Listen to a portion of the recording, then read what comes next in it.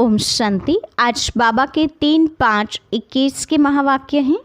मुरली का टाइटल है मीठे बच्चे आत्म अभिमानी भव।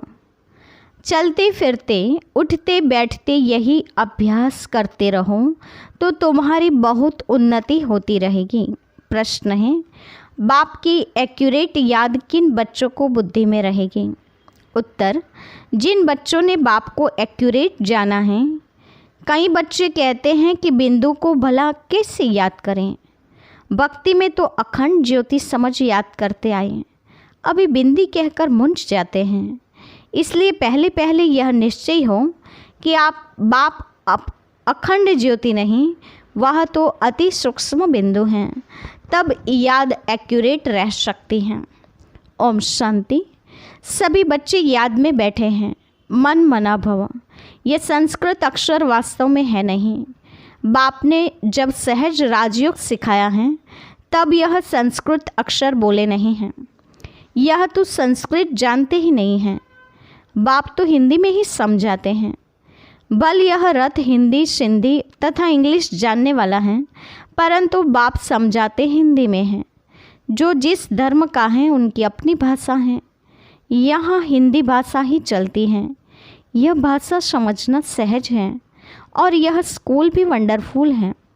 इसमें कोई भी कागज़ पेंसिल पन्ने आदि की दरकार नहीं रहती। यहाँ तो सिर्फ एक अक्षर को याद करना है, अर्थात बाप को याद करूँ, गॉड को अथवा ईश्वर को अथवा परमपिता परमात्मा को याद न करें। यह मुश्किल है। याद सभी करते हैं परंतु उनकी पहचान नहीं है। बाप ही आकर अपनी पहचान देते हैं। शास्त्रों में जो कल्प की आयु इतनी लंबी लिख दी है वह बाप आकर समझाते हैं। बहुत बड़ी बात भी नहीं है। अहल्याएँ बूढ़ी बूढ़ी माताएं क्या समझेंगी? यह तो बहुत ही सहज है, कोई छोटे बच्चे भी समझ सकते हैं। बाबा अक्षर कोई नया नहीं है।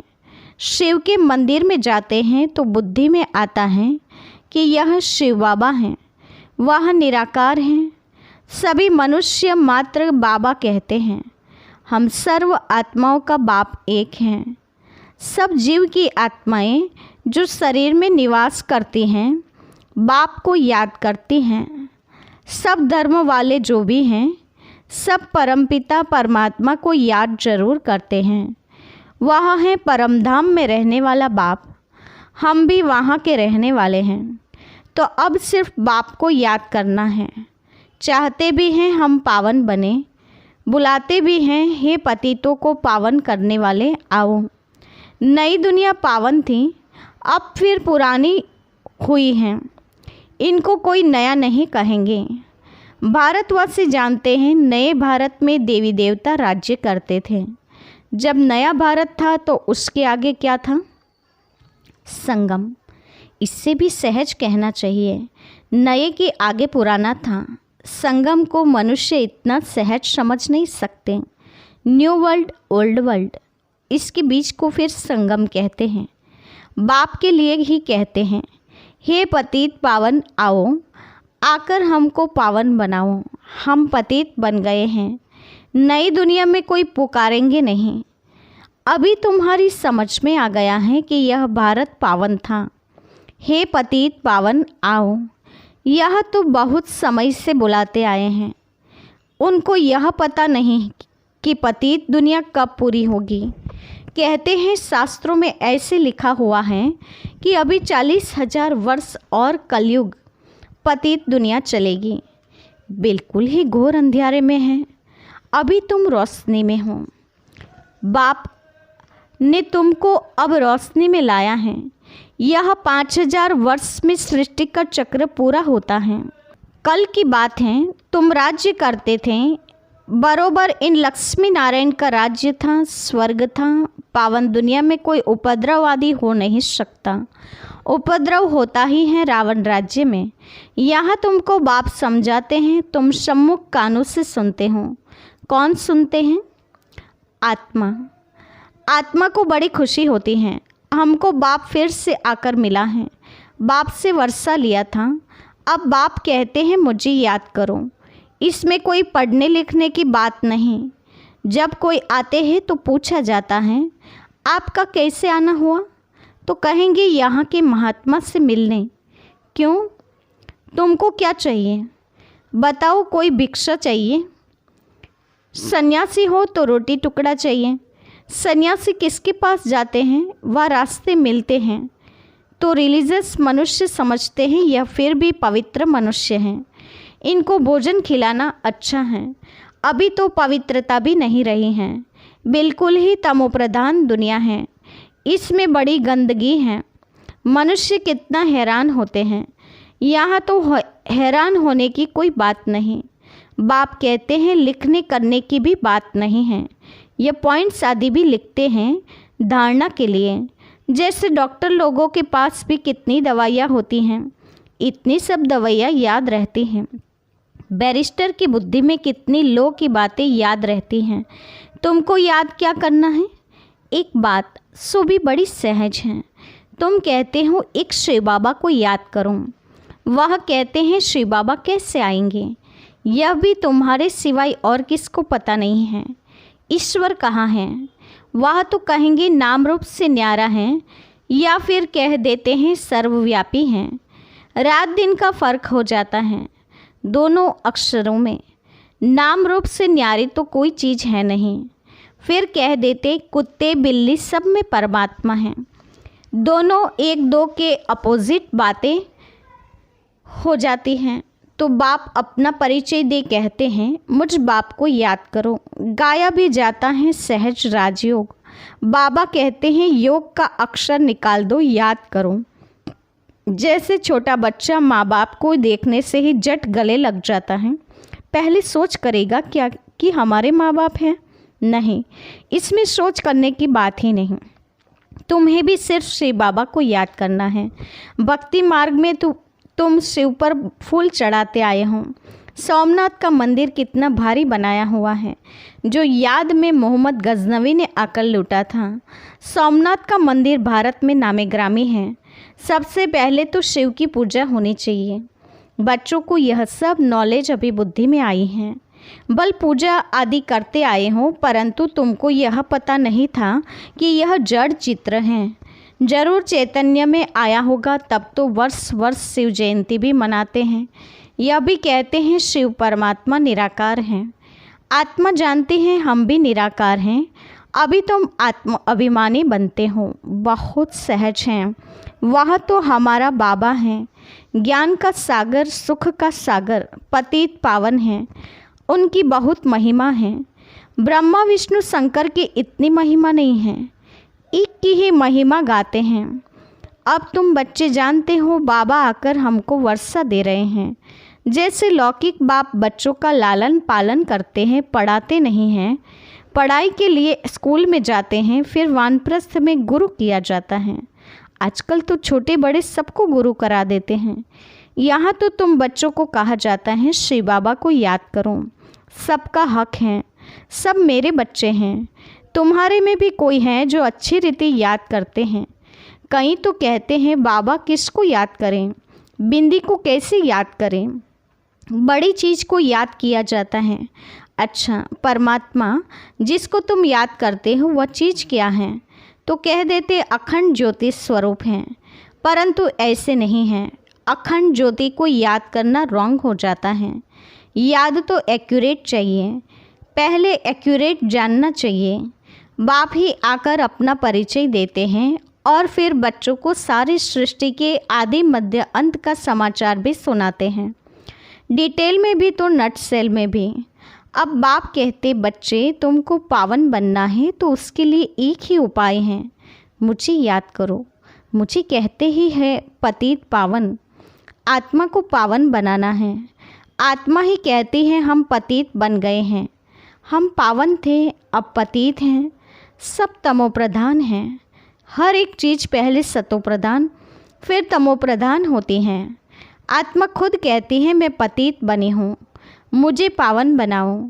शांति धाम में पतित होते नहीं, यहाँ पतित हैं तो दुखी हैं। जब पावन थे तो सुखी थे। तो आत्मा ही कहती है हमको पावन बनाओ तो हम दुख से छूट जाएं।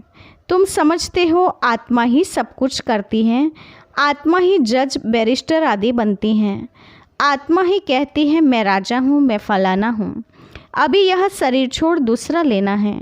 इसको कहा जाता है आत्म अभिमानी। देह होते आत्म अभिमानी। रावण के राज्य में देह अभिमानी होते हैं, आत्म अभिमानी अभी ही बाप बनाते हैं। इस समय आत्मा पतित दुखी हैं तो पुकारती हैं, हे बाबा आओ। यह भी तुम जानते हो, ड्रामा प्लेन अनुसार पतित से पावन, पावन से पतित बनते आए हैं। चक्र फिरता ही रहता है।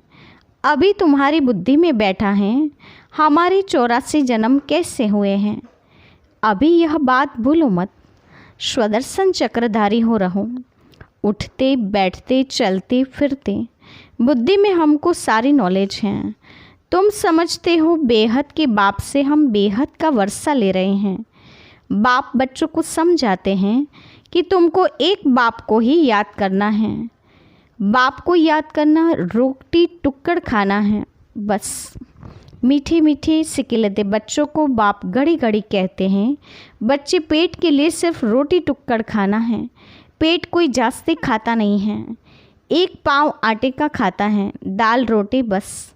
10 रुपये में भी मनुष्य पेट भरता है तो 10,000 में भी पेट पालते हैं। गरीब लोग खाते भी क्या हैं, फिर भी हट्टे कट्टे रहते हैं। भिन्न भिन्न चीज़ें मनुष्य खाते हैं और ही बीमार पड़ जाते हैं। डॉक्टर लोग भी कहते हैं एक प्रकार का खाना खाओ तो बीमार नहीं होंगे। तो बाप भी समझाते हैं रोटी टुक्कड़ खाओ, जो मिले उसमें खुश रहो। दाल रोटी जैसे और कोई चीज़ होती नहीं, जास्ती लालच भी नहीं रहनी चाहिए। सन्यासी लोग क्या करते हैं, घर बार छोड़ जंगल में चले जाते हैं। तत्व को परमात्मा समझ याद करते हैं, समझते हैं ब्रह्म में लीन हो जाएंगे, परंतु ऐसे तो है नहीं।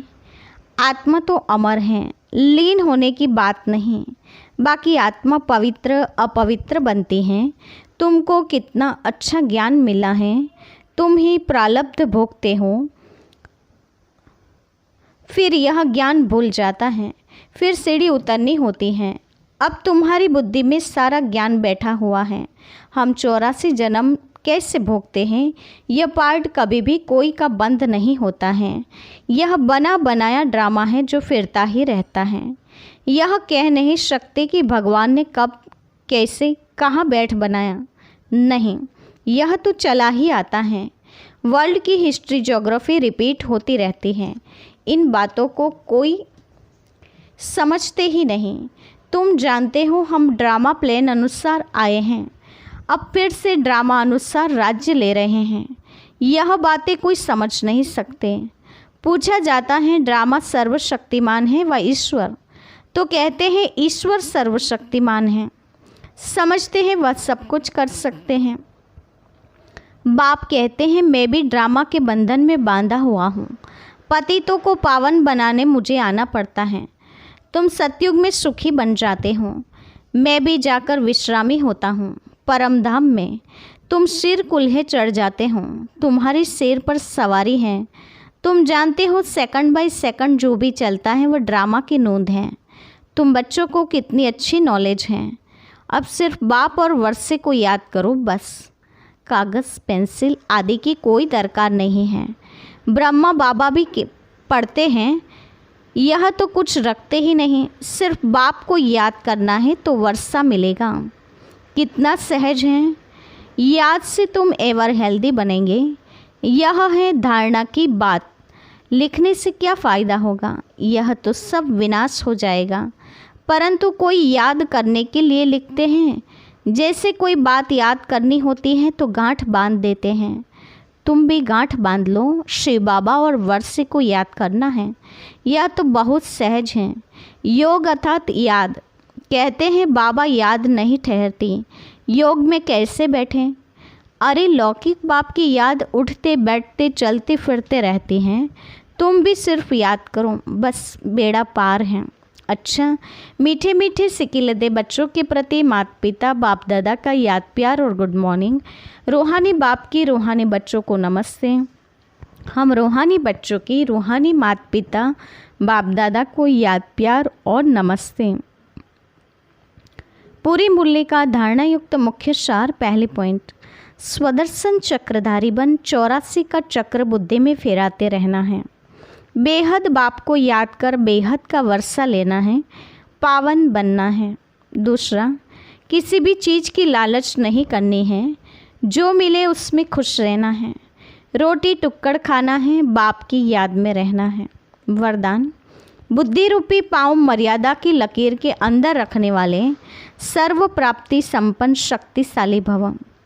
बुद्धि रूपी पाँव मर्यादा की लकीर के अंदर रखने वाले सर्व प्राप्ति संपन्न शक्तिशाली भव। विस्तार है, जो बच्चे बुद्धि रूपी पाँव जरा भी मर्यादा की लकीर से बाहर नहीं निकालते, वे लक्की और लवली बन जाते हैं। उन्हें कभी कोई भी विघ्न अथवा तूफान, परेशानी, उदासी आ नहीं सकती। यदि आती है तो समझना चाहिए कि जरूर बुद्धि रूपी पाँव मर्यादा की लकीर से बाहर निकाला है। लकीर से बाहर निकालना अर्थात फ़कीर बनना। इसलिए कभी फ़कीर अर्थात मांगने वाले नहीं, सर्व प्राप्ति संपन्न शक्तिशाली बनो। स्लोगन है, जो सदा न्यारे और बाप के प्यारे हैं वह सेफ रहते हैं। आज के मुख्य पॉइंट्स हैं। आज विशेष बाबा ने हम बच्चों को वरदान दिया है आत्म अभिमानी भव का। इसीलिए चलते फिरते उठते बैठते इसी अभ्यास में स्थित रहकर अपनी उन्नति करनी है।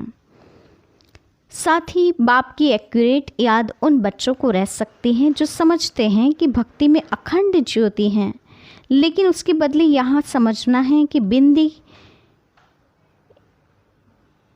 बाप सूक्ष्म बिंदी स्वरूप हैं और बिंदी के स्वरूप में याद करना एक एक्यूरेट याद है। साथ ही बाबा ने कहा, मैं अहिल्याई और बूढ़ी बूढ़ी माताएं जो हैं उनको भी सहज करके समझाता हूँ।